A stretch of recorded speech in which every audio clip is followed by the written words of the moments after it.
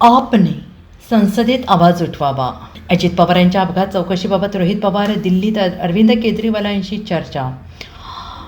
राष्ट्रवादीचे नेते तथा दिवंगत उपमुख्यमंत्री अजित पवार यांच्या अपघाताची सखोल चौकशी करावी तसेच DGCAच्या अहवालावर प्रश्न उपस्थित करत आमदार रोहित पवार यांनी महाराष्ट्र विधानसभेनंतर आता दिल्लीच्या संसदेत या प्रश्नावर आवाज उठवण्यासाठी विविध नेत्यांची भेट घेतली आहे.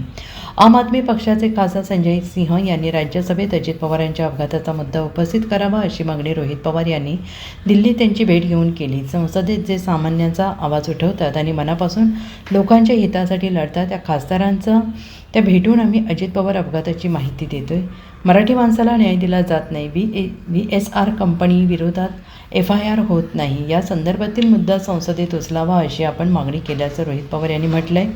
केंद्रीय मंत्री असलेल्या TDPच्या नेत्यांचे VSR कंपनीच्या मालकांसोबत चांगले संबंध आहेत. त्यामुळे TDP नेत्यांना मंत्रिमंडळात ठेवणं योग्य नाही. 11 ऐवजी 12 रूल अंतर्गत तपास करावा तसेच DGCAमध्ये मोठे बदल व्हावेत अशी आमची इच्छा आहे असंही रोहित पवार यांनी संजय सिंह यांच्या भेटीनंतर बोलताना म्हटलं आहे. तसेच दिल्लीचे माजी मुख्यमंत्री अरविंद केजरीवाल यांचीही त्यांनी भेट घेतली आणि या भेटीत अजित पवारांच्या विमान अपघाताची आणि DGCAच्या तपासासंदर्भात त्यांनी माहिती दिली.